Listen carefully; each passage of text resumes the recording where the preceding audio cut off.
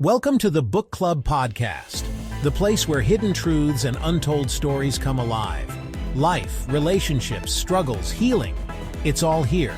So keep watching, subscribe now, and share this with someone who needs this conversation. The next story could change everything for you or for them.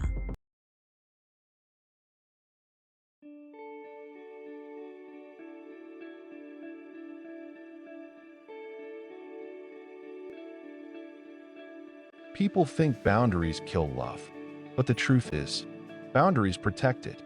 Without boundaries, love turns into control. It turns into fear. It turns into resentment. Boundaries are not walls. They're doors. They're the clear lines that say, this is who I am. This is what I need. This is what I will not accept. And real love doesn't cross those lines. It honors them, because the right person will never be threatened by your boundaries. They'll see them as respect. The wrong person will call them rejection. The right person will call them love. So don't be afraid to draw the line, because love without boundaries isn't love at all. It's bondage. Protect your heart.